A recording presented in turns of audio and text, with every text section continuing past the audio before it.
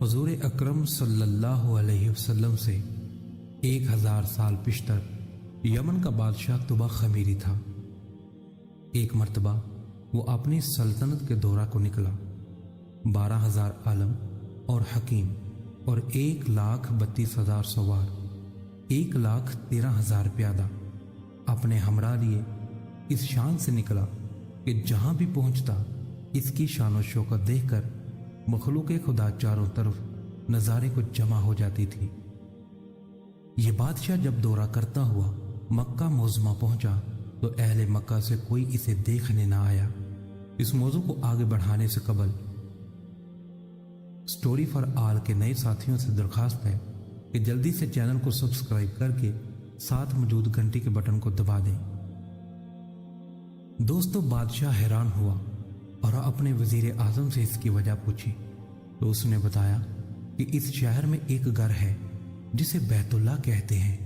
इसकी और इसके खादमों की जो यहाँ के बाशिंदे हैं तमाम लोग बेहद ताज़ीम करते हैं और जितना आपका लश्कर है इससे कहीं ज़्यादा दूर और नज़दीक के लोग इस घर की ज़ियारत को आते हैं और यहाँ के बाशिंदों की खिदमत करके चले जाते हैं। फिर आपका लश्कर इनके ख्याल में क्यों आए? ये सुनकर बादशाह को गुस्सा आया और कसम खाकर कहने लगा कि मैं इस घर को खदवा दूंगा और यहाँ के बाशिंदों को कत्ल करवा दूंगा। ये कहना था कि बादशाह के नाक, मुंह और आंखों से खून बहना शुरू हो गया और ऐसा बदबूदार मादा बहने लगा कि इसके पास बैठने की भी ताकत ना रही। इस मर्ज का इलाज किया गया मगर अफाका ना हुआ। शाम के वक्त बादशाही उल्मा में से एक आलम रबानी तशरीफ लाए और नब्ज़ देखकर फरमाया, मर्ज आसमानी है और इलाज ज़मीन का हो रहा है। ऐ बादशाह, आपने अगर कोई बुरी नीयत की है तो फौरन इससे तौबा करें। बादशाह ने दिल ही दिल में बैतुल्लाह शरीफ और खुदाम काबा के मतलब अपने इरादे से तौबा कर दी। तौबा करते ही इसका वो खून और मादा बहना बंद हो गया और फिर सेहत की खुशी में इसने बैतुल्लाह शरीफ को रेशमी गुलाब चढ़ाया और शहर के हर बाशिंदे को 7-7 अशरफी और 7-7 रेशमी जोड़े नजर किए। फिर यहां से चलकर मदीना मनवरा पहुंचा तो हमराही उलमा ने जो कुतुब समाया के आलम थे वहां की मिट्टी को सूंघा और कंकड़ियों को देखा और नबी आखिरुज़्ज़मां सल्लल्लाहु अलैहि वसल्लम की हिजरत गाह की जो अलामतें इन्होंने पढ़ी थी उनके मुताबिक उस सरजमीन को पाया तो बाम अहद कर लिया कि हम यहाँ ही मर जाएंगे मगर इस सरजमीन को ना छोड़ेंगे। अगर हमारी किस्मत ने यावरी की तो कभी ना कभी जब नबी आखिरुज़्ज़मां हज़रत मोहम्मद सल्लल्लाहु अलैहि वसल्लम तशरीफ़ लाएंगे हमें भी ज़ियारत का शर्फ हासिल होगा, वरना हमारी कब्रों पर कभी ना कभी इनकी जूतियों की मुकद्दस खाक उड़कर पड़ जाएगी जो हमारी नजात के लिए काफ़ी है। ये सुनकर बादशाह ने इन आलमों के वास्ते 400 मकान बनवाए और इस बड़े आलम रबानी के मकान के पास हुजूर अलैहिस्सलाम की खातर एक 2 मंजिला उम्दा मकान तमीर करवाया और वसीयत कर दी कि जब आप सल्लल्लाहु अलैहि वसल्लम तशरीफ़ लाएं तो ये मकान आपकी आरामगाह हो और इन 400 उलमा की काफ़ी माली इमदाद भी की और कहा कि तुम हमेशा यहीं रहो।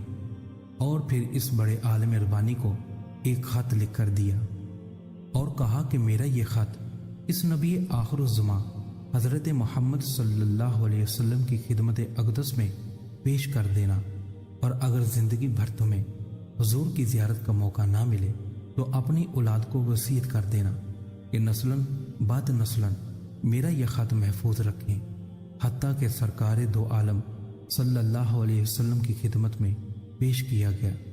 यह कहकर बादशाह वहाँ से चल पड़ा। वो ख़त नबी करीम सल्लल्लाहु अलैहि वसल्लम की खिदमत अक़दस में 1000 साल बाद पेश हुआ। कैसे हुआ और ख़त में क्या लिखा था, आइए सुनिए और अज़मत मुस्तफ़ा सल्लल्लाहु अलैहि वसल्लम की शान देखिए। उस ख़त में लिखा था,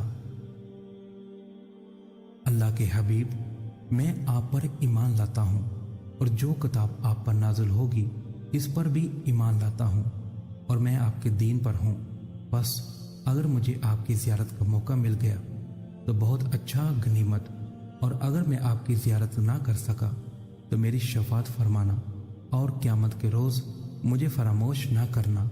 میں آپ کی پہلی امت میں سے ہوں اور آپ کے ساتھ آپ کی آمد سے پہلے ہی بیعت کرتا ہوں۔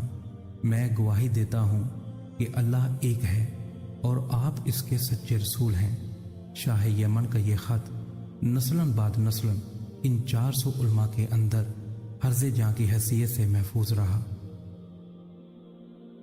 دوستو، یہاں تک کہ 1000 سال کا عرصہ گزر گیا، ان علماء کی اولاد اس کثرت سے بڑھی کہ مدینہ کی آبادی بھی کئی گنا اضافہ ہو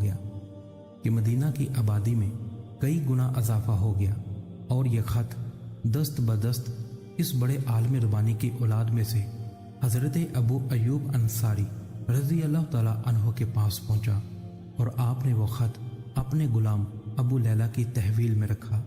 اور جب حضور اکرم صلی اللہ علیہ وسلم مدینہ سے ہجرت کر آئے تو آپ کی اونٹنی نمودار ہوئی، اور مدینہ کے خوش نصیب لوگ محبوب خدا کا استقبال کرنے کو جوک در جوک آ رہے تھے، اور کوئی اپنے مکانوں کو سجا رہا تھا تو کوئی گلیوں اور سڑکوں کو صاف کر رہا تھا، اور کوئی دعوت کا انتظام کر رہا تھا، اور سب یہی اصرار کر رہے تھے کہ حضور علیہ الصلاۃ والسلام ہمارے گھر تشریف لائیں۔ حضور اکرم صلی اللہ علیہ وسلم نے فرمایا کہ میری اونٹنی کی نکیل چھوڑ دو، جس گھر میں یہ ٹھہرے گی اور بیٹھ جائے گی وہی میری قیامگاہ ہوگی۔ چنانچہ 2 منزلہ مکان شاہ یمن طبا خمیری نے حضور اکرم صلی اللہ علیہ وسلم کی خاطر بنوایا تھا۔ وہ اس وقت حضرت ایوب انصاری رضی اللہ تعالیٰ عنہ کی تحویل میں تھا۔ اسی میں حضور اکرم صلی اللہ علیہ وسلم کی اونٹنی جا کر ٹھہر گئی۔ لوگوں نے ابو لیلہ کو بھیجا کہ جاؤ حضور علیہ الصلاۃ والسلام کو شاہ یمن طبا خمیری کا خط دے آؤ۔ جب ابو لیلہ حضور علیہ الصلاۃ والسلام کی خدمت عالیہ میں حاضر ہوا تو حضور نے اسے دیکھتے ہی فرمایا، تو ابو لیلہ ہے۔ یہ سن کر ابو لیلہ حیران ہو گیا۔ حضور نے فرمایا، میں محمد رسول اللہ ہوں، شاہ یمن کا جو خط تمہارے پاس ہے لاؤ وہ مجھے دو۔ چنانچہ ابو لیلہ نے وہ خط دیا۔ حضور علیہ الصلاۃ والسلام نے پڑھ کر فرمایا، صالح بھائی، طبا کو آفرین، شاباش ہے۔ امید کرتے ہیں کہ آج کا واقعہ آپ کو پسند آیا ہوگا۔ اگر اچھا لگا ہو تو برائے مہربانی اس واقعہ کو لائک کرتے ہوئے اپنے دوست احباب سے ضرور شیئر کریں۔ مزید اسی طرح کے سبق آموز اور دلچسپ واقعات سے باخبر رہنے کے لیے آپ کے اپنے چینل اسٹوری فار آل کو سبسکرائب کریں۔